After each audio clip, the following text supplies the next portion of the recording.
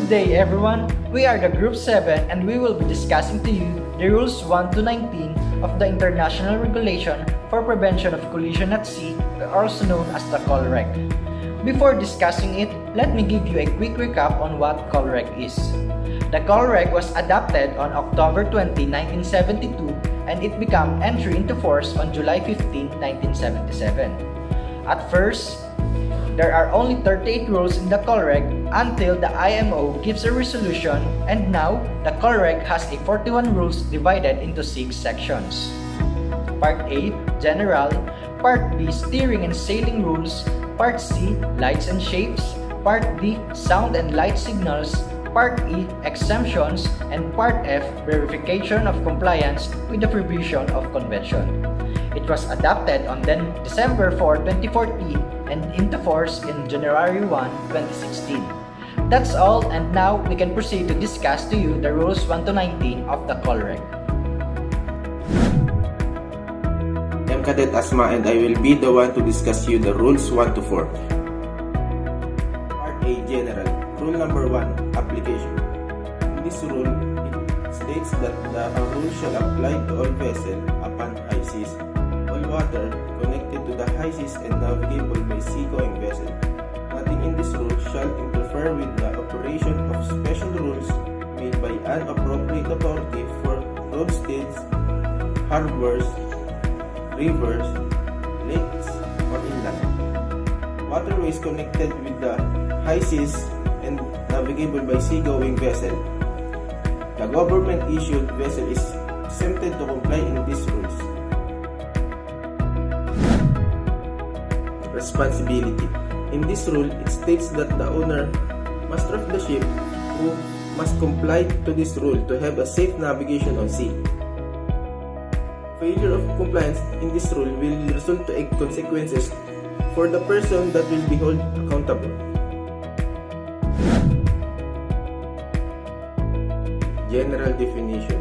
This rules contains all the terms that will be used for Colreg to avoid confusion for the officer. Example, oar-driven vessel. Oar-driven vessel means any vessel propelled by machinery. Sailing vessel. Sailing vessel means any vessel that uses sail for wind propulsion. Vessel engaged in fishing. Vessel engaged in fishing means any vessel fishing with nets, lines, trawls, or other fishing apparatus which restrict maneuverability.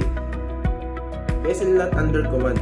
Vessel not under command means vessel which, through some exceptional circumstance, is unable to maneuver as required by these rules and is therefore unable to keep out the way of any another vessel.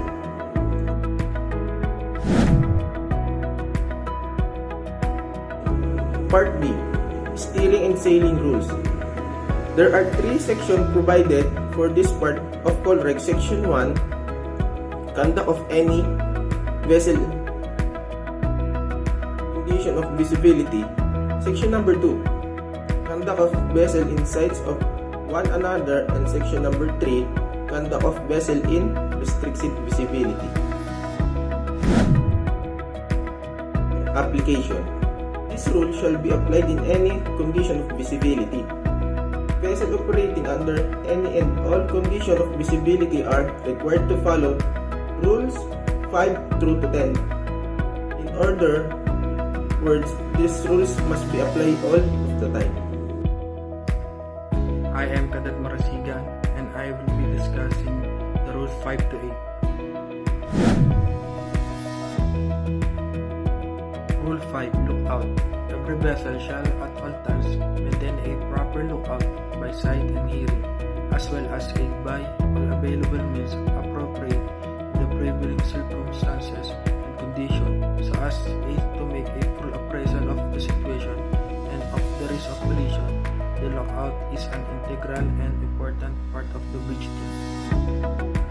Duties of lookout. Duty of lookout must be at all times, by day or night, clear or restricted visibility. When night or restricted visibility must be accompanied by a wind. The lookout must never leave the bridge unattended. Also, we must avoid sleeping, drinking alcohol before Lookout must be checked the position regularly. In case of doubt, call the master. The OOW must be not be distracted on the bridge. Doing administrative work is not necessary. Last officer on watch must discuss all information before shifting.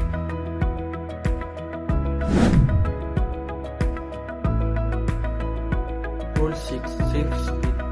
Every vessel shall at all times proceed at a safe speed so that she can take a proper and effective action to avoid collision and be stopped within a distance appropriate to the prevailing circumstances and conditions.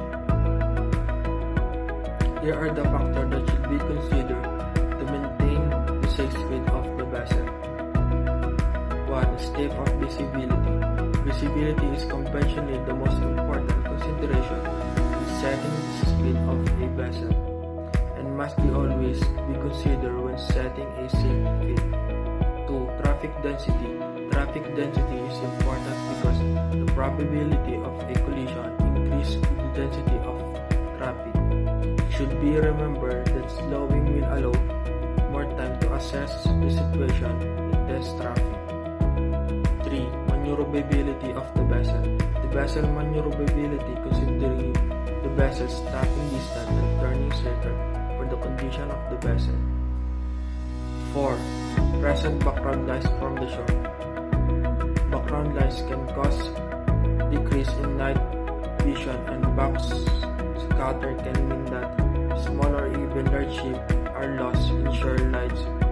More lookout might be needed. Use the radar and reduction speed should be considered. 5. State of wind, sea and current. The state of wind, sea and current must be proximity of navigational hazard must be monitored and considered when determining of a safe speed. 6. Drought in relation to available depth of water. Having a considered drought will be dangerous if the proper safe speed is not present. 7. Risk of collision. Every vessel shall use all available means appropriate to prevailing circumstances and conditions to determine if risk of collision exists. If assumption has been made, the vessel must take an action to avoid the risk of collision. Assumptions shall not be made on the basis of the insufficient information. There is a risk of collision is the bearing between the other ship is not changing. Risk of collision can also be present when the change of bearing evident and the other vessel is a large vessel or a towing vessel. Rule 8. Action to avoid collision. We must take an action and make it early as soon as you identify a risk of collision. You should then take the action to avoid collision as soon as it is appropriate to do so. This following action must be done to avoid the collision to the other vessel. Be positive. Make a big alteration of course and speed. The action must be made in ample of time. I am Cadet Onda and I will be discussing to you the rules 9 to 12 of the Colreg.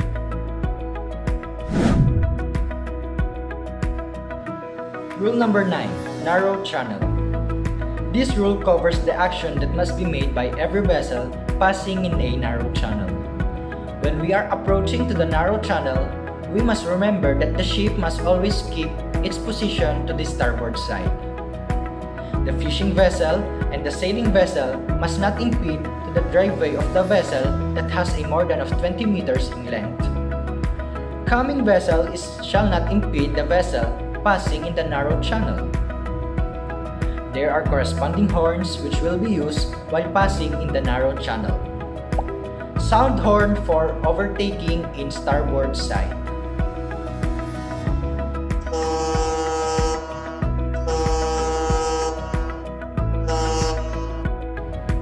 Sound horn for overtaking in port side.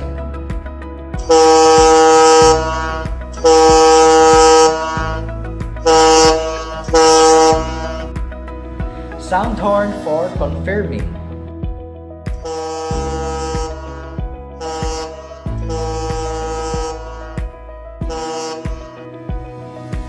Sound horn for vessel in doubt.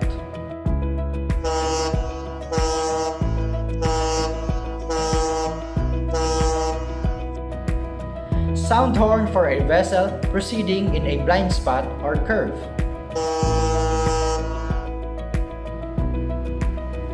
Lastly, we must avoid anchoring to the narrow channel.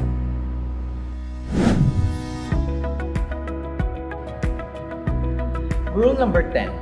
Traffic Separation Scheme. This rule covers the action of every vessel that will be proceeding in a traffic separation scheme. There are different lanes in traffic separation scheme: termination, separation lane, traffic lane, and the inshore traffic zone. We must proceed in the appropriate lane when passing the traffic separation scheme. The traffic lane is only for vessels that has a more than of 20 meters of length. The inshore traffic zone are for sailing vessels and fishing vessels. We must not use the separation zone unless we are making an action to avoid a danger. Also, we must keep a small angle when we are joining or terminating in lane. When you are crossing the traffic lane, it must be done in a proper right angle to avoid the confusion to the other vessels.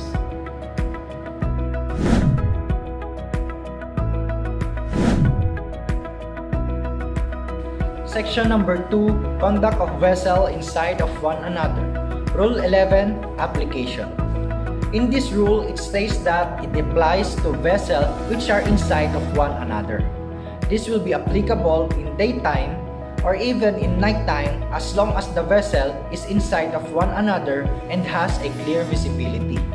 During nighttime, the use of navigational lights will be observed in order for the vessel to be seen by the other vessel. Having a poor lookout is not exempted in this rule. Rule number 12, Sailing Vessels. This rule only applies into 2 sailing vessels.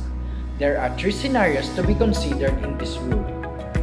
Vessel that has a wind on its different sides, same sides, and an identified direction of the wind.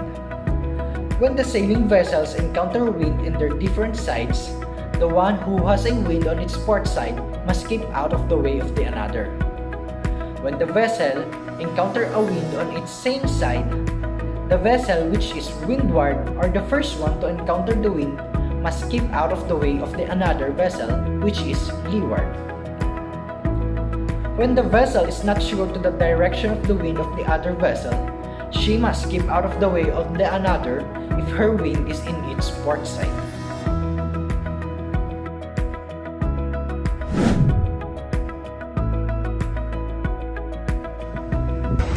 Rule 13. Overtaking vessel. In this rule, it covers the action of an overtaking vessel. The overtaking vessel shall keep out of the way of the vessel being overtaken. A vessel will be considered overtaking when coming up with another vessel from a direction more than 22.5 degrees above her beam.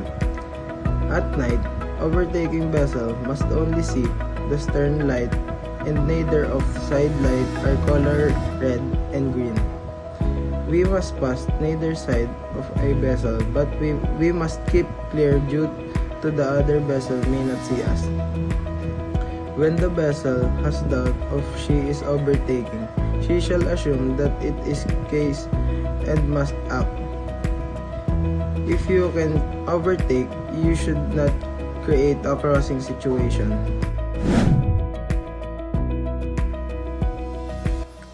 Rule 14. Head-on situation. 2 power-driven vessels are meeting on reciprocal or nearly reciprocal courses. So as to avoid risk of collision, each shall alter its course to starboard side. So each shall pass on the port side of the other. At night, head-on situation can be determined if she can see the masthead and the side lights are aligned in the other vessel.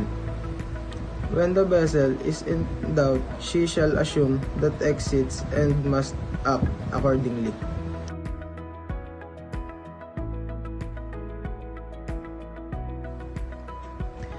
Rule 15. Crossing situation. When two power-driven vessels are crossing so as to involve risk of collision, the vessel which has another on her own starboard side shall keep out of the way and shall, if the circumstances of the case admit, avoid crossing ahead of the other vessel.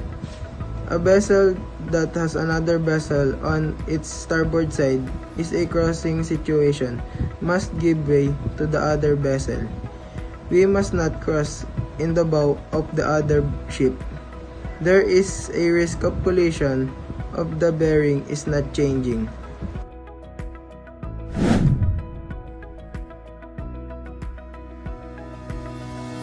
Rule 16. Action by give-way vessel.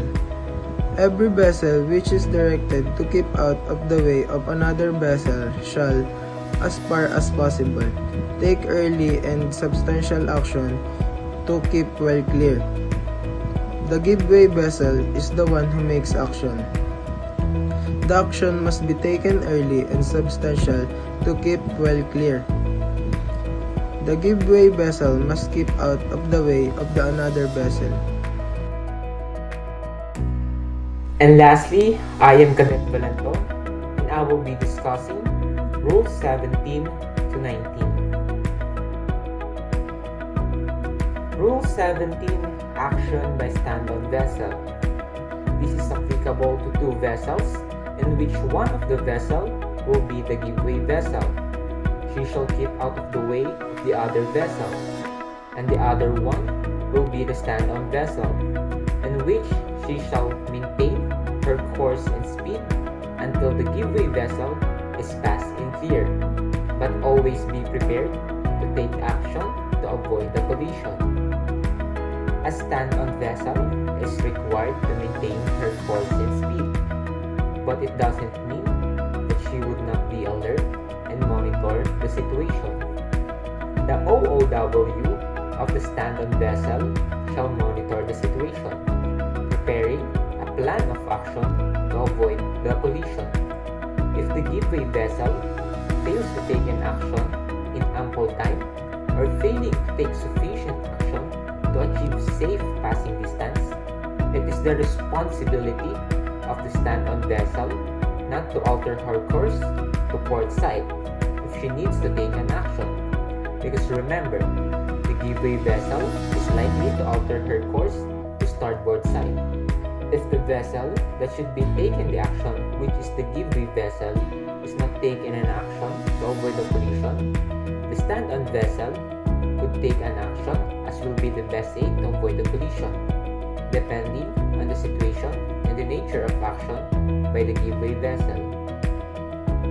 And this rule does not relieve the obligation of the give-way vessel to keep out of the way of the other vessel.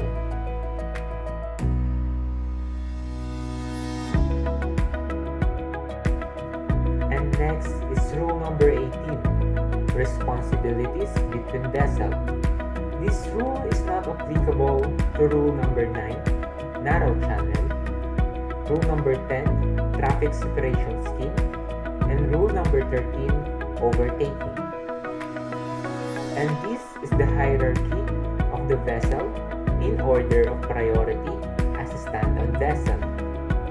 NUC, vessel not under command. RAM, vessel restricted in her ability to maneuver.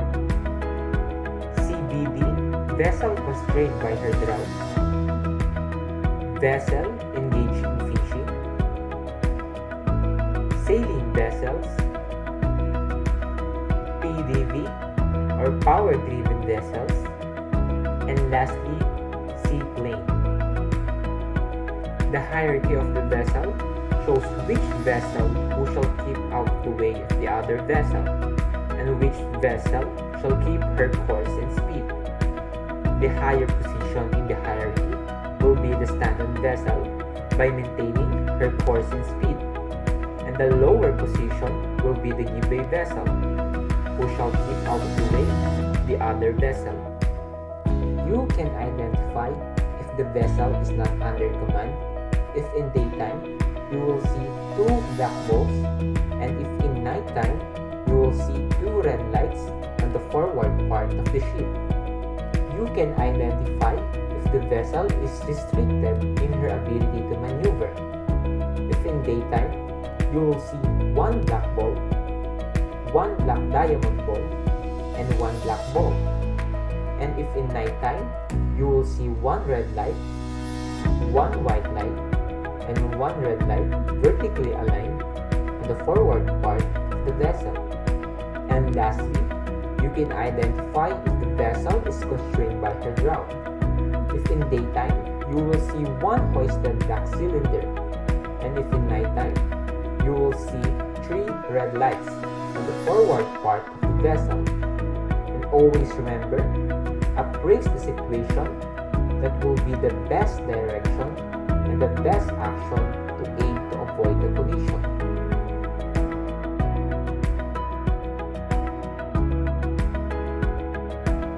And lastly, rule number 19, conduct of a vessel and restricted visibility.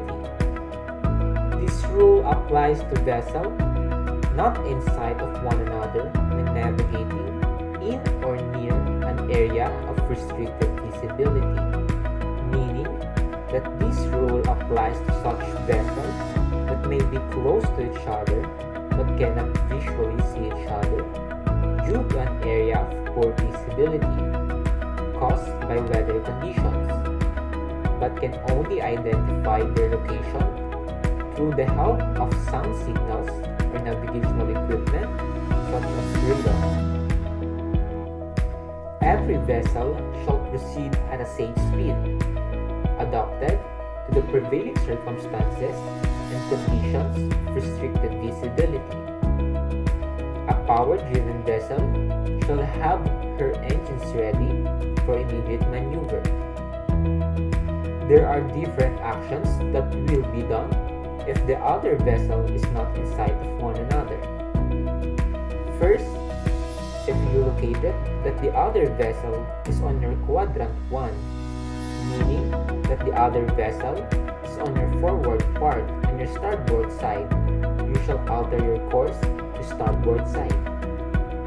Second, if you located that the other vessel is on your quadrant 2, meaning that the other vessel is on your forward part on your port side, you shall alter your course to starboard side as well.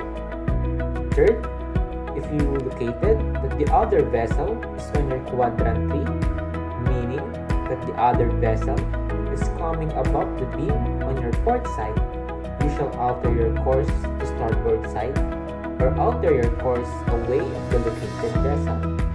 And lastly, if you located that the other vessel is on your quadrant 4, meaning that the other vessel is coming above the beam on your starboard side, you shall alter your course to port side or alter your course away of the located vessel.